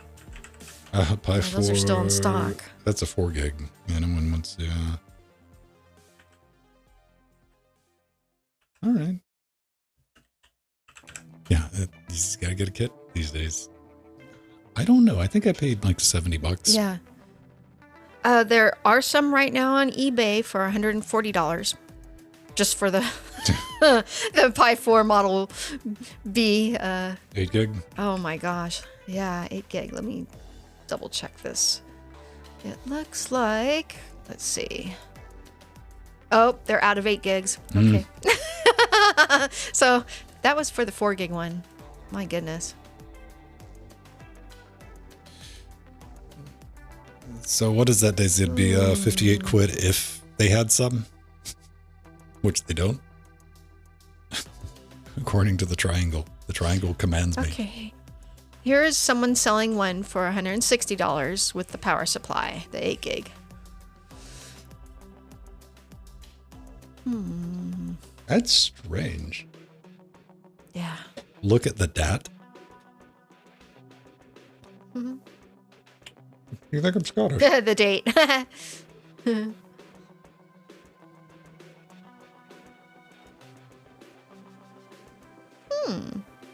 21 to, yeah. That means that they think they're going to have some more back in stock at the end of the month that you got to get in line. I get your point. But yeah, if you wanted to buy one right now, today, how much would it cost? Jill found some good deals. Yeah. If you want to eBay it. Yeah. Which and is, then, of course, you can get them with the Kana kit for about $200. I got mine with a Kana kit Nice. for, it was under 100. It was like $120 all when everything was done. Wow.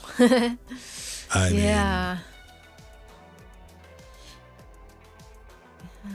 you know, if they would make a chunky compute module, I want to like see if I can make like a portable, like a pre-built Raspberry Pi digital audio workstation, because that would simplify things, because I know everyone would have the exact hardware. So I could make a very usable VIN version of everything dialed in with an inch of its life image for it. I don't know, man. Like, you would see this is where things start, you start having to think about it though, don't you? Like, man, we're 2 years into this and we still can't get a Raspberry Pi around? Yeah, I know. Like, video cards, that's a big complex whatever. I'm like, nope, still can't get a Raspberry Pi at a reasonable price. I mean, that, unfortunately, yes, you can get one, much like you can get a video card, but again, I'm not paying $700 for a 3060.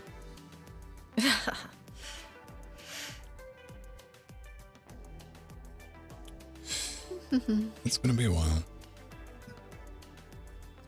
Well, I mean, the cruelest thing is like, I don't do anything with my 8 gig. I got it to make a video and just to have one. But, you know, they weren't hyper scarce. I didn't feel like I was denying somebody a Raspberry Pi when I bought one, because, I mean, you could get one.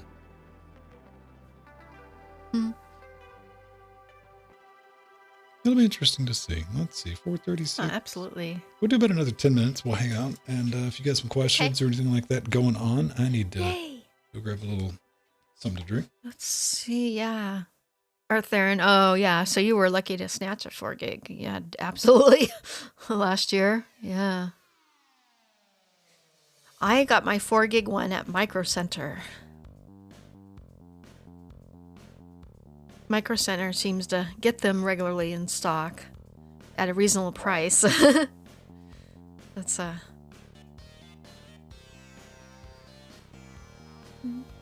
like this song. Do do do do do do do do do do do.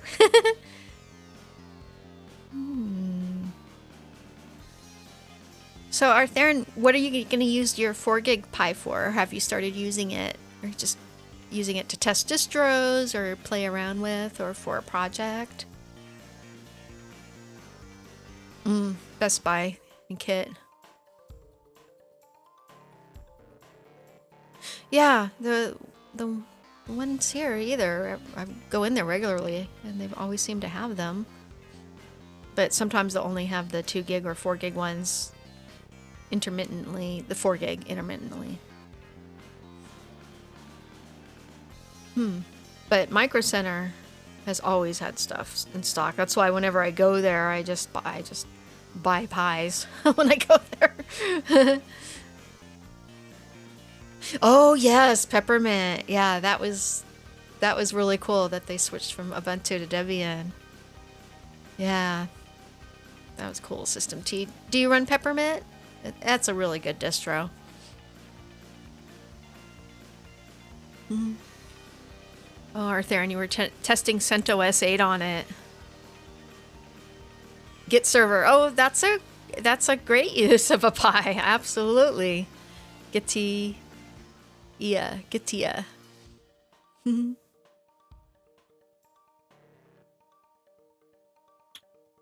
Yeah, Fry's. Some of them carried pies and some didn't. I found out, our local one did not. But I know some others had pies.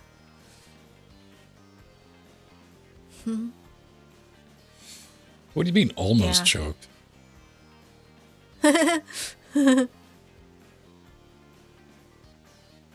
Yeah, Ubuntu 10. Yeah, it had a very old. Yeah, ever since the main developer had passed away, they were trying to get new people to work on the Peppermint OS project, and fortunately, they were. Peppermint OS sounds familiar. That is a name I haven't heard in a long time. Yeah, it had. What had happened is the lead developer passed away, and when he passed, it just kind of it just went into stagnation for a bit. But now it's back up and running again, and they're doing updates.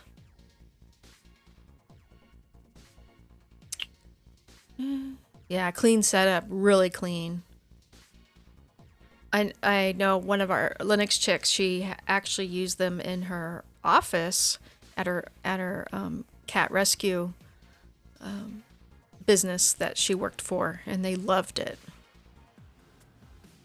It was an easy. It's another good beginner's Linux distro. Like Slackware? No, not like Slackware. Now, you can use SlackX, which has a GUI installer for Slackware, and that one's fairly easy, but even that one, you still got to know some stuff to... It's, yeah. I don't mind GUI installers. I don't mind a GUI installer. Well, you know what, Debian? I have definitely installed Debian with a GUI without a mouse.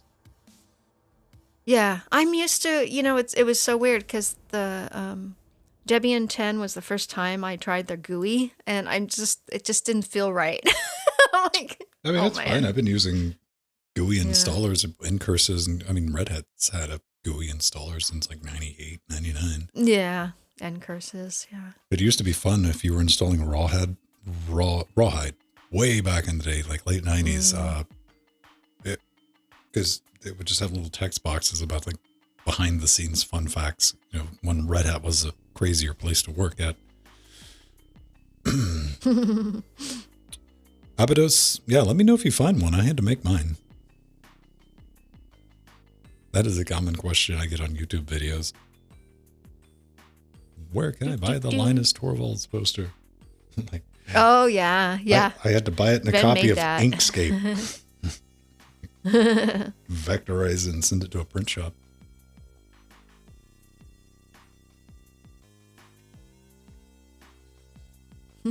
Yeah, I should put that up on the store. I probably still have. I probably saved an SVG of it.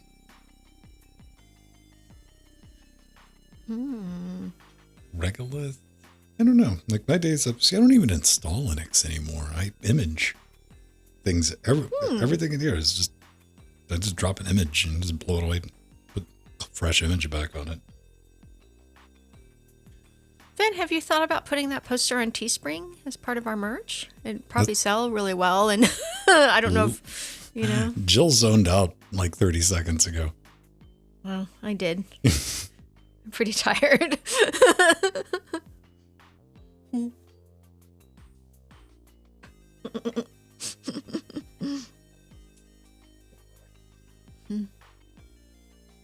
I don't know, like if I put it up for sale, see, because I saw like the original image if somebody had done something like this. Oh, okay. Yeah, I'm worried about copyright. It's not even that. I don't want to sell somebody else's stuff. Okay. So that's where I got the idea from. If I could track that person down, maybe. I don't know.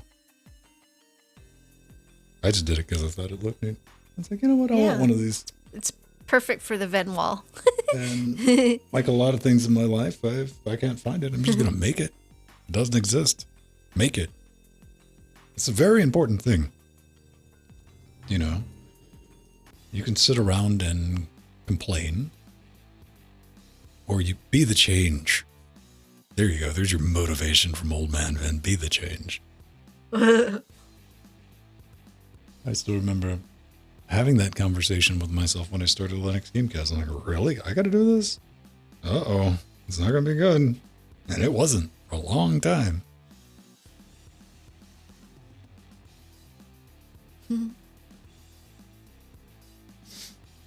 That would probably not be a very effective use of slapping. I'm sure there's plenty of people in your local areas that you can slap. Like, you know, you're going to have to pay import and customs on that slap. It's just not going to be very fiscally responsible. Like, international slapping is very costly. Yeah, Vin still has his tux tie. That's my Think Gig tie. That's Frank's now. Yeah. Frank's tie. Yep. That's business It Frank. is. With his Vampire, he's adopted it.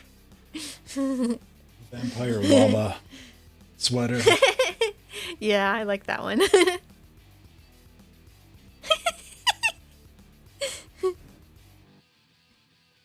I wore that for an episode. Yeah, you did. I think a couple times. Once, because it was a chore to get it done. Oh, okay. It I is remember that episode well. It was very svelte, tight. He's in the business of getting the business. You know what? Business is good in Franksville. Oh, yeah. So it was too small for your big carriage. Your tall guy, big guy, Vin. Nah, it's just tight.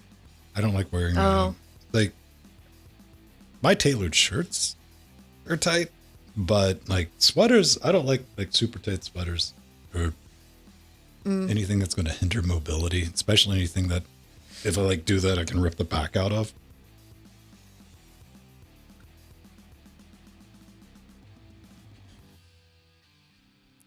really don't like super tight pants. I don't understand I don't either. how people do that. Yeah, and runners do that sometimes too. And I know you run, and that's like a thing is to get the jogging pants that are slim fit. And like, I couldn't stand that. You think about like bicyclists, like Yeah. nope. Yeah, I never got that stuff. Yeah, because I don't like the sweat hooking. Then it's forcing it on your, keeping it on your skin. I like loose clothes when I'm doing sports and exercising. No, I mean, each to their own. I've never shaken someone down. Like, what are you up to with your tight pants on? Yeah, it's like that just does not look comfortable. Yeah. Same here. I understand why athletes use it, like bicyclists, especially those that compete and do marathons and whatnot, because it increases your speed. Yes, but we can all agree bicycle races would be infinitely more entertaining if everyone wore hammer bands. Yeah. I mean, this is just a fact. Swimming, it's okay because you're in the water. You know what? If I catch somebody in swimming with pants on, I got other questions. Well, I was thinking more of the Speedos, the slim tight. Yeah. Well, you know what? If I'm diving, I will have Speedos on just because they're easier to keep track of when you hit the water. You don't have to go looking for them. Yeah.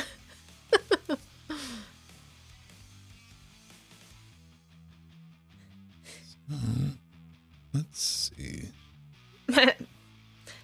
Yeah, so surfing, I never wore a bathing suit. It was always a t-shirt and shorts. I usually got men's shorts because of when you're a woman laying down on the surfboard, you can easily chafe your what with just a classic bathing suit. So I just used a shirt. That was a thing. Even with waxing the board, it's still painful. You need to have more protection. And I always had to get men's clothes for that because when I was doing lots of surfing in the 70s and 80s and up through the 90s, there weren't women's clothes, meant for that women's swim trunks and women's swim tops. They were all bathing suits. I bet you had a very silly collection in the children's section, didn't you? Yeah. Actually, I did wear a children's bathing suit for up until my 20s because it still fit me. Yeah, FX boy, so true. I saw you mentioned earlier, Arthur, and yeah, I don't understand like the pastel colors of the 90s either. Yeah, that came over from the neon in the 80s. At least in the 90s, they weren't quite as bright. They were a little bit more pastel than full glow. But I remember my teachers hated it. I loved it because I loved all the happy, bright colors. And one of my favorite, actually my math teacher, Mrs. Prather, she was wonderful. And she was always teasing me, but she goes, Jill, I just can't look at you. You're too bright. Because I'd be, in the front row.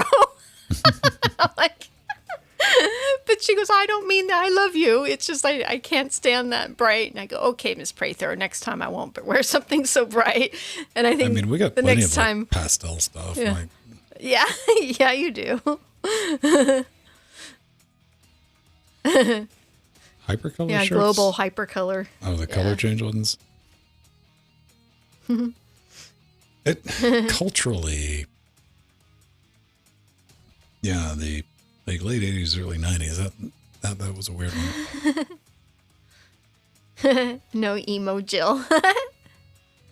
But I love this pink. I love it. It's just, it's a nice bright pink, but I have this pink in neon colors and it's pretty intense. If I wore that during a show, Ven would hate me.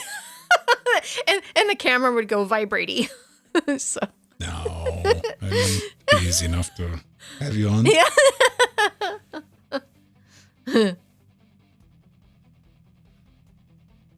violent. See, my color scheme is dark.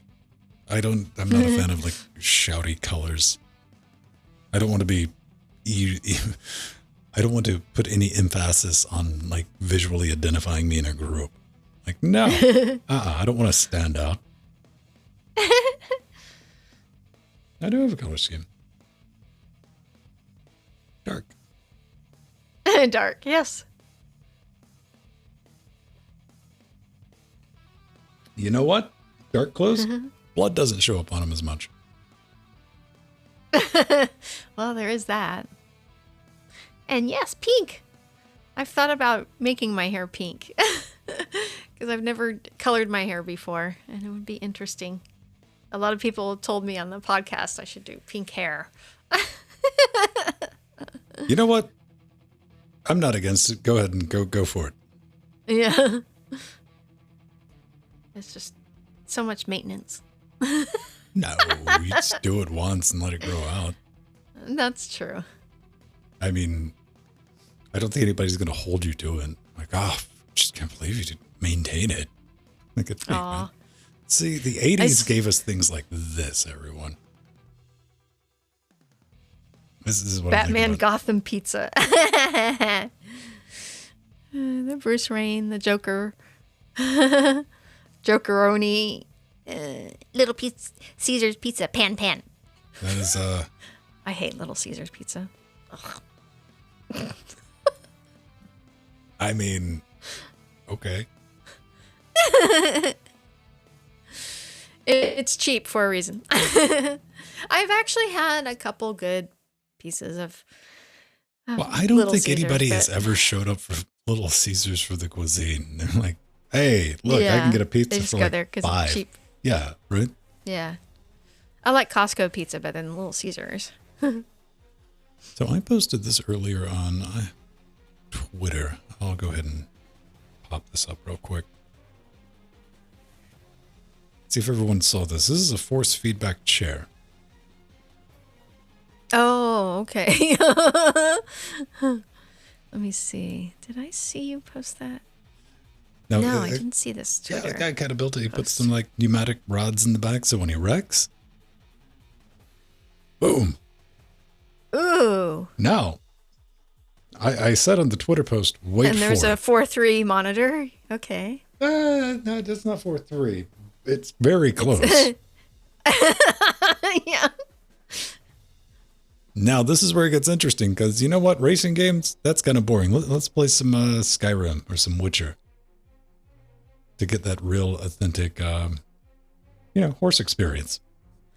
Well, then if you did that, it would make you better at Trackmania. Not that you need that much help. You're good at it anyways.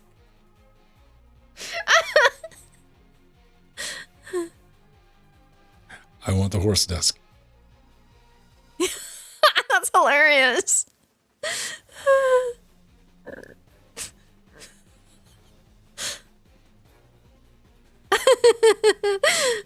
Talk about haptics. That's what we need. I don't want the chair haptics. I want the full bouncing around the room desk. It'll be awesome. It'll be brilliant. It's just fun times. I don't want it on this desk, but something made out of glass. That terrifies me. That would be like an office space kind of desk. Give your boss when he's mean. That'd be great just to have that built into a desk and not tell anybody until like the 6th year they're employed somewhere. Yeah.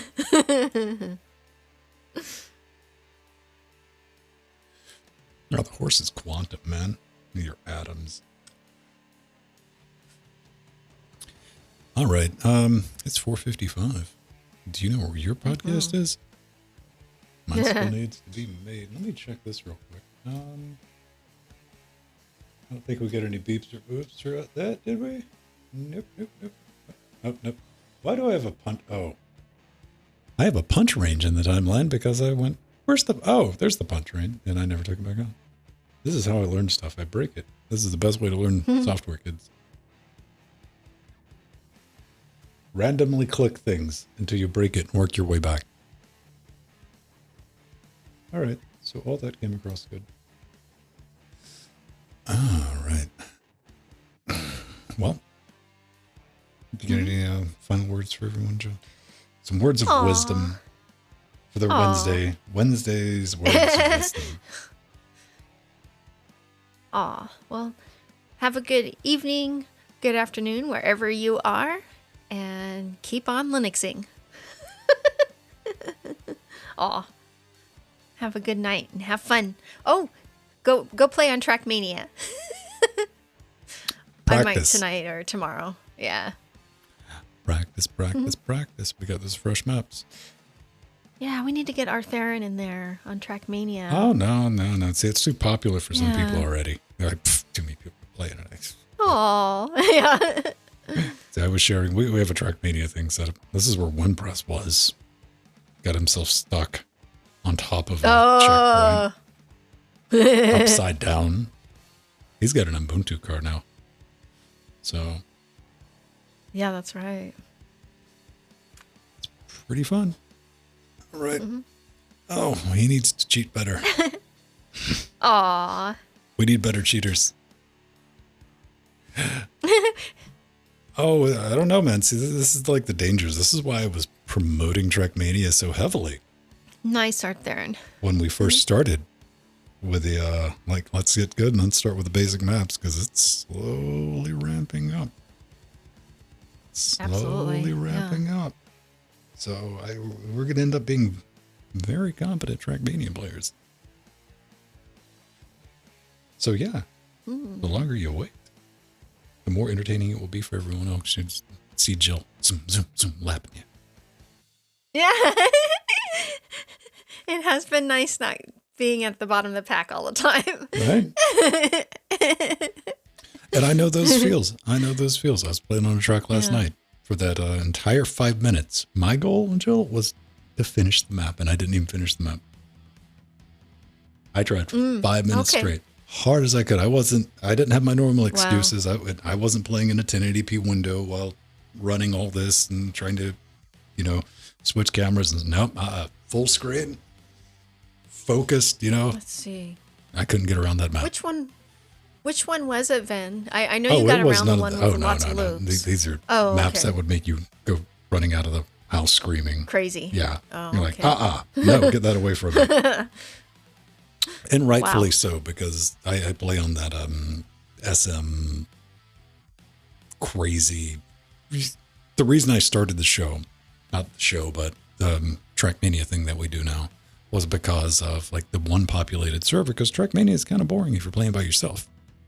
Yeah, absolutely. Yeah. It's fun in a group. It's a good community exercise, and everybody cheering and jeering each other on.